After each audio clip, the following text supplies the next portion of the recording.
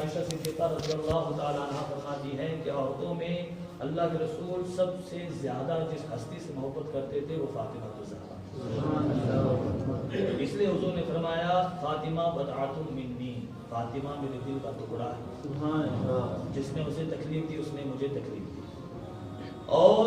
حضرت عائشہ صدیقہ رضی اللہ تعالیٰ عنہ سے عنہا سے پوچھا گیا کہ مردوں میں آقا علیہ السلام سب سے زیادہ کس سے محبت کرتے تھے؟ حضرت ام المومنین عائشہ صدیقہ رضی اللہ تعالیٰ عنہ فرماتی ہے مردوں میں سب سے زیادہ حضور اگر کسی سے محبت کرتے تھے تو حضرت علی شریف اللہ،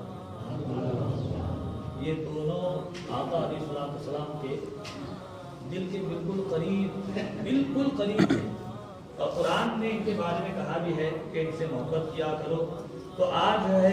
کل کی جو شب گزری وہ حضرت ولادت فاطمہ الزہرا تھی، کل آپ کی پیدائش کا دن تھا حضرت فاطمہ الزہرا کا، اور آج حضرت مولا علی شیر خدا کے وصال کا دن، آپ کی شہادت کا دن، یعنی کہ آپ جو ہے 20 ربیع الاخر جمادی الاخر کو 20 جمادی الاخر کو حضرت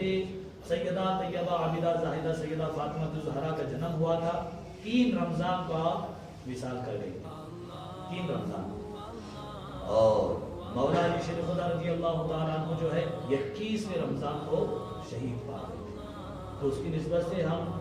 اللہ کی بہت بڑی عطا ہے، اللہ کی بہت بڑی دین ہے، یہ درود پاک کی خیرات ہے کہ اس مسجد کے اندر مسلسل 4 سال سے 21 کی شب منائی جا رہی ہے،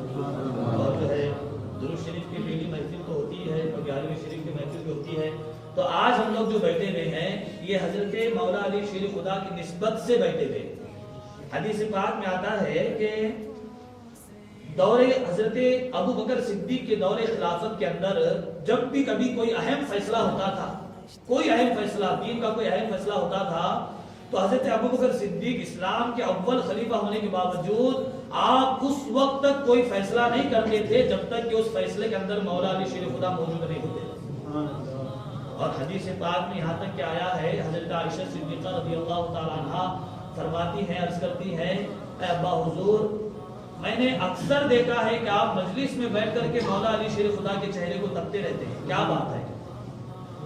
یہ حضرت ابو بکر صدیق رضی اللہ تعالیٰ عنہ کی سب سے چہیتی بیٹی اور حضور کی سب سے چہیتی بیوی حضرت عائشہ صدیقہ فرماتی ہیں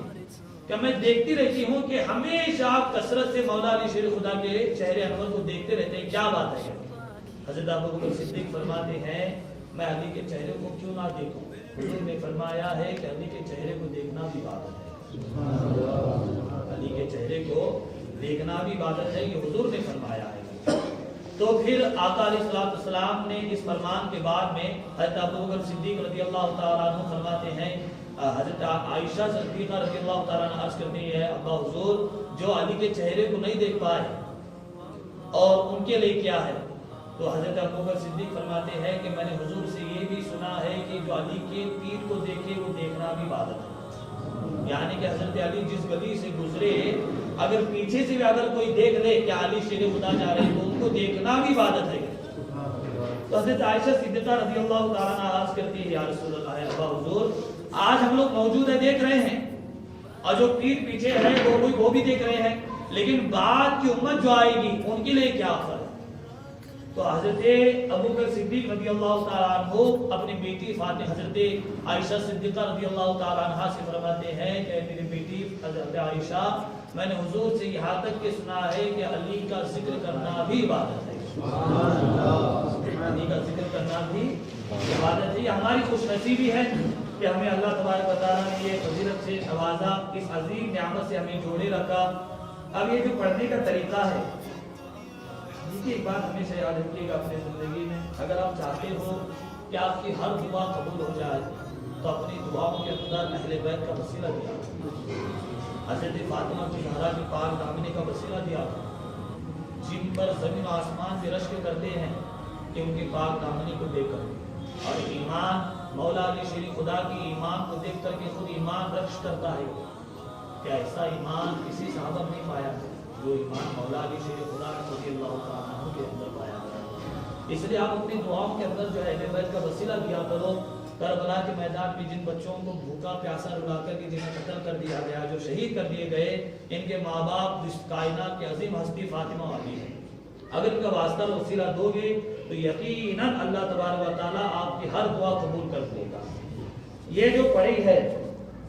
سب سے پہلے 11 مرتبہ درود پاک پڑھیں گے، کتنے ہیں؟ 124 حرف ہے اس کے اندر، الف لام ہا میم دال الحمد، یہ اس طرح سے جو ہے 124 حرف ہے اس کے اندر۔ حضرت خواجہ معین الدین چشتی رضی اللہ تعالیٰ عنہ فرماتے ہیں کہ جس نے 124 حروف کو اس کے ادائیگی کے ساتھ پڑھا، اللہ اسے 1,40,000 انبیاء کا ثواب عطا فرماتا ہے۔ 1,24,000 چونکہ کم و بیش 2,24,000 ہے، لیکن ڈیفینیٹلی کتنے ہیں؟ 1,24,000 ہے۔ تو یہ جو سورہ فاتحہ جو صحیح الفاظ کے ساتھ پڑھتا ہے، ہر لفظ کے بدلے میں اللہ 10,000 نبیوں کے ثواب عطا فرماتا ہے۔ اس لیے وہ ثواب کو پیش نظر رکھتے ہوئے، ذہن میں رکھتے ہوئے اس سورت کو پڑھنے کی کوشش کریں۔ اور سورہ اخلاص یہ بھی 1 مرتبہ میں پڑھاؤں گا، 10 مرتبہ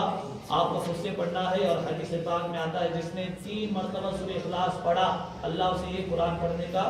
ثواب عطا فرماتا ہے۔ کہتے ہیں حدیث پاک میں یہاں تک بھی آیا ہے کہ جس نے 10 مرتبہ پورے دن کے اندر سورہ اخلاص پڑھا، اللہ اس کے نام سے جنت میں ایک محل تیار فرماتا ہے۔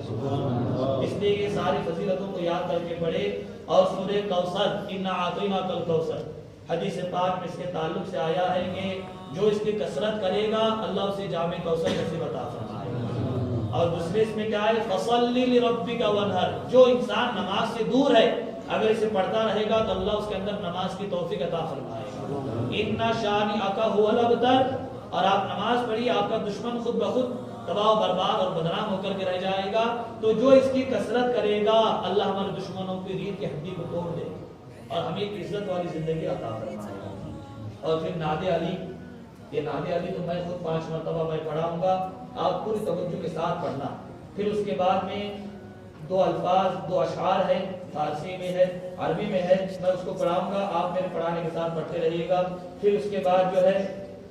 سبحان اللہ و بحمدہ سبحان اللہ العظیم، یہ 11 مرتبہ